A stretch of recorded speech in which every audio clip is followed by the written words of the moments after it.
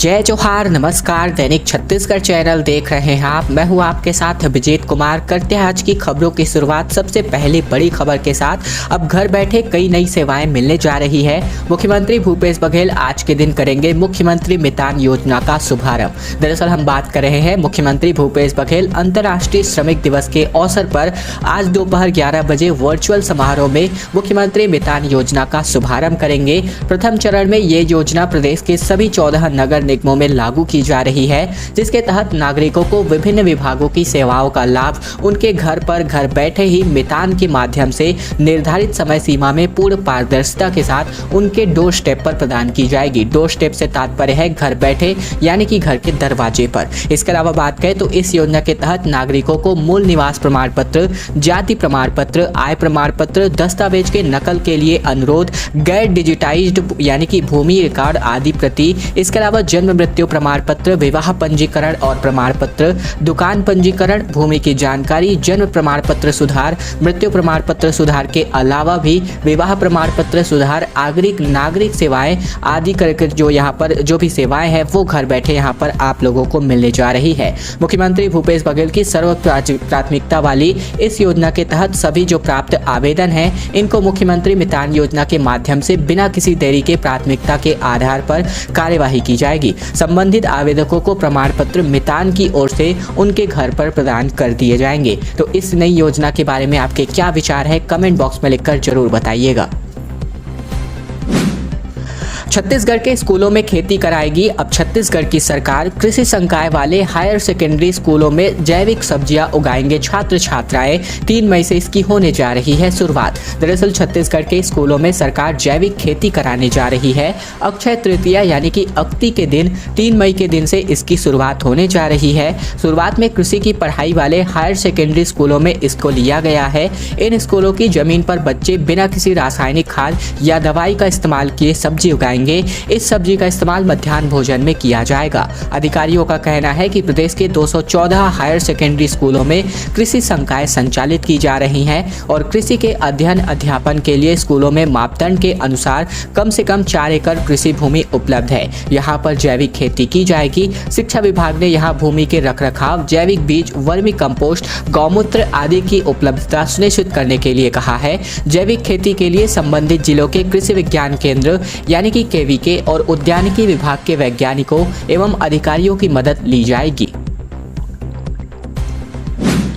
Chhattisgarh chamber of commerce नाराज है सरकार से, क्योंकि ऐन शादी सीजन के समय खाद्य तेल और तिलहन की स्टॉक लिमिट तय हो गई है। एक बार फिर से इसकी कीमतें जो है बढ़ सकती है। शादी के पीक सीजन में खाद्य तेल और तिलहन पर स्टॉक लिमिट तय कर दी गई है, यानी कि अब कोई भी व्यापारी शासन से तय लिमिट से ज़्यादा स्टॉक नहीं रख सकता है। सरकार के इस फैसले से दावा किया जा रहा है कि आने वाले समय में दोनों खाद्य चीज़ों की कीमतें और बढ़ सकती है। इसका बोझ आम लोगों पर ही पड़ेगा। केंद्रीय उपभोक्ता मामले विभाग की ओर से छत्तीसगढ़ समेत देश भर में खाद्य तेलों एवं खाद्य तिलहन को उचित कीमत पर उपलब्ध कराने के लिए 30 जून 2022 तक के लिए स्टॉक लिमिट तय की गई है।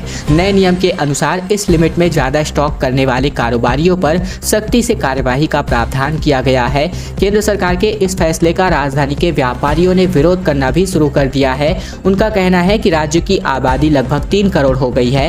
अक्षय तृतीया की वजह से अभी खूब शादी कम होता है। विवाह समारोह में खाद्य चीजों की मांग दोगुना हो जाती है और इसमें खास तौर पर तेल और दूसरी दालों की जरूरतें पड़ती है। ऐसे में केवल जून तक के लिए स्टॉक लिमिट तय करने से कालाबाजारी भी बढ़ सकती है। इसीलिए फिलहाल इस समय स्टॉक लिमिट तय करना गलत है। फिलहाल व्यापारियों के एसोसिएशन का यही मानना है। इसके अलावा छत्तीसगढ़ चैम्बर अध्यक्ष अमर परवानी के मुताबिक इस मामले में राज्य के खाद्य मंत्री अमरजीत भगत से मुलाकात भी की गई है। उन्होंने बताया है कि स्टॉक लिमिट तय करने से कई तरह की नई परेशानियां खड़ी हो सकती है। फिलहाल मंत्री ने इस मामले में उचित फैसला लेने का आश्वासन दिया हुआ है। सभी तरह की चीजें रखनी पड़ती है और ऐसे में स्टॉक लिमिट से ज्यादा हो जाएगा सामान। ओबीसी की गिनती पूरी हो चुकी है। पूरे प्रदेश में 1.25 करोड़ के नाम पते हो गए हैं दर्ज। शहरों और गांवों में सूची लगेगी 5 मई से।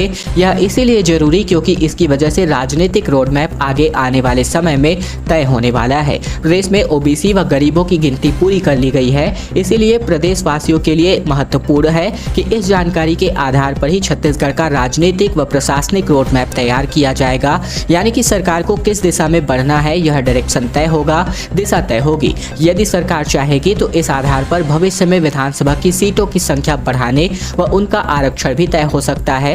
राज्य में ओबीसी व ईडब्ल्यूएस की गिनती 1 सितंबर से प्रारंभ की गई थी, जिसके बारे में हमने आपको भी लगातार अपडेट दिया हुआ था। इसके लिए सरकार ने क्वांटिफिएबल डाटा आयोग बनाया था। सूत्रों के मुताबिक अब तक 1.25 करोड़ ओबीसी के नाम दर्ज करवा लिए गए हैं। अब इन नामों की सूची 5 मई को पंचायतों व वार्डों में टांग दी जाएगी।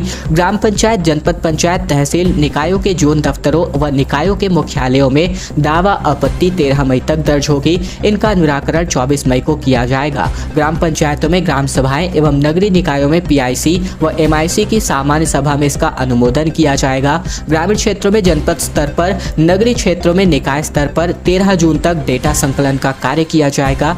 जनपदों व निकायों से डाटा 20 जून को क्वांटिफिएबल डाटा आयोग को भेजा जाएगा। अप्रैल में लगातार आसमान से आग बरसती दिखाई दे रही है। छत्तीसगढ़ में रिकॉर्ड तौर पर पहुंच गया है तापमान। छत्तीसगढ़ में महासमुंद सबसे गर्म स्थान रहा।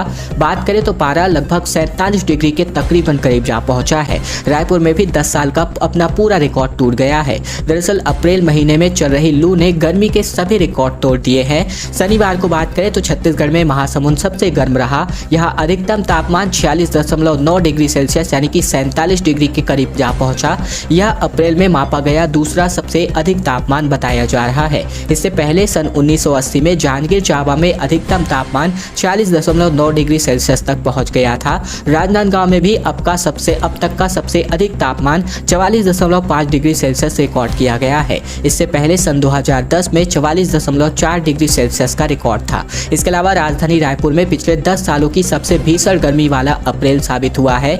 बात करें तो रायपुर का अधिकतम तापमान 44.6 डिग्री सेल्सियस मापा गया है, जो 2012 से अब तक अप्रैल महीने में मापा गया सबसे अधिक तापमान था। मौसम विभाग के क्लाइमेटोलॉजी के मुताबिक 2016 में 22 अप्रैल को यहां का अधिकतम तापमान 44 डिग्री सेल्सियस दर्ज हुआ था। इसके अलावा बात करें तो प्रदेश के प्रमुख शहरों में अप्रैल का रिकॉर्ड जो है लगातार टूटता दिखाई दे रहा है। इसके अलावा बीते दिन प्रदेश के शहरों में अगर तापमान की बात करें तो रायपुर में 44.6 डिग्री +-3 रहा। बिलासपुर में 45.4 डिग्री, जबकि पेंड्रा रोड में 42.6, अंबिकापुर में 42 डिग्री के आसपास, जबकि जगदलपुर में 38 डिग्री, जबकि दुर्ग में लगभग 45 डिग्री के आसपास तापमान रहा। नियमितीकरण के लिए 400 किलोमीटर लंबी तिरंगा यात्रा निकाली गई। 1 किलोमीटर लंबा झंडा लेकर रायपुर पहुंचे 5000 मनरेगा कर्मचारी। दंतेवाड़ा से शुरू हुआ था दांडी मार्च। दरअसल छत्तीसगढ़ में महात्मा गांधी राष्ट्रीय ग्रामीण रोजगार गारंटी अधिनियम यानी कि मनरेगा में काम कर रहे कर्मचारी 400 किलोमीटर लंबी तिरंगा यात्रा निकाल रहे हैं।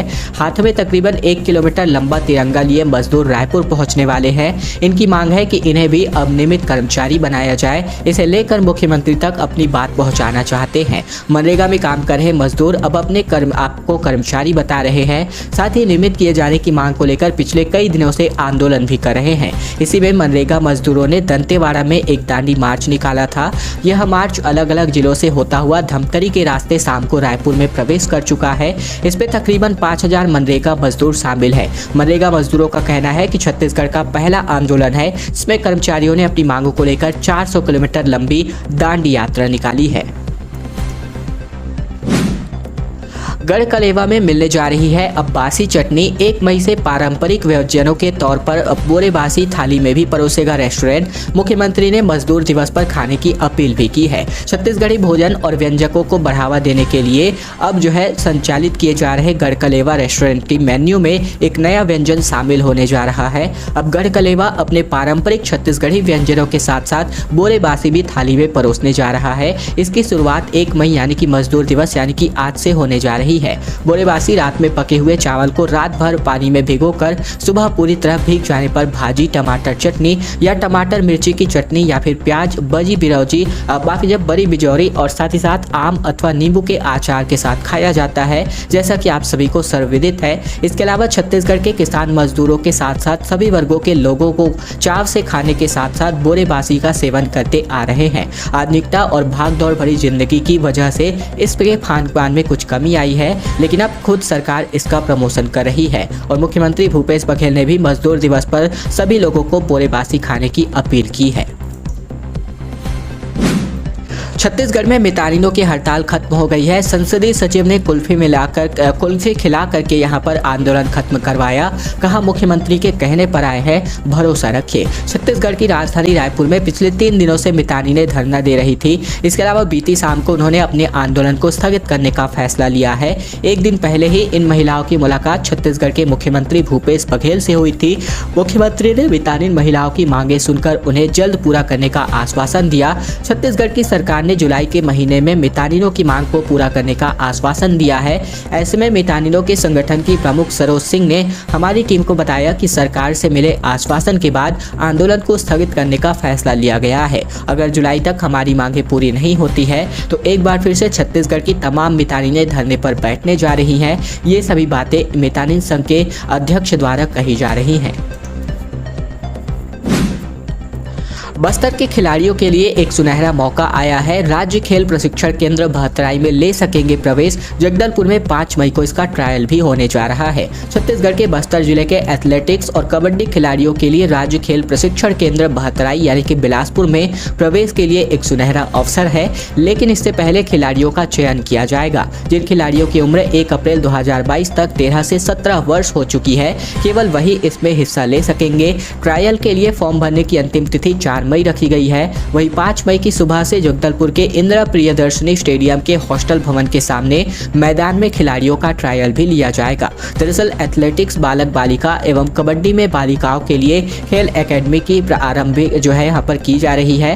खेल अकादमी संचालन नियम 2014 के अंतर्गत राज्य स्तरीय चयन ट्रायल में अंतिम रूप से चयनित खिलाड़ियों को निःशुल्क आवास, भोजन, शैक्षणिक व्यय, खेल परिधान, प्लेइंग किट, इसके अलावा दुर्घटना बीमा आदि की सुविधाएं शासन की तरफ से उपलब्ध कराई जाएंगी। खेल एवं युवा कल्याण विभाग के अधिकारियों ने कहा है कि जो भी जिले के खिलाड़ी हैं जिनको बिलासपुर एकेडमी में प्रवेश लेने की रुचि रखते हैं, वे जिला स्तरीय चयन प्रक्रिया में शामिल हो सकते हैं।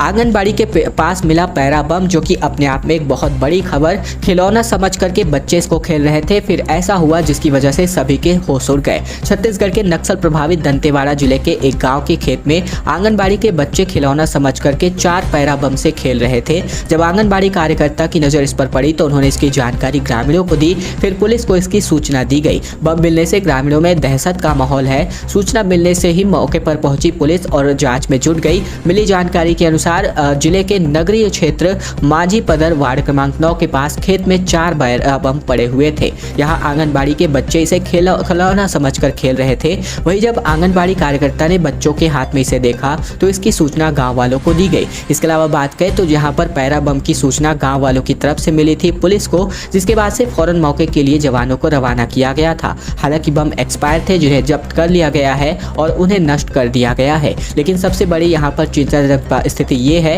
कि अगर अनहोनी हो जाती कुछ तो इसका जिम्मेदार आखिर कौन रहता।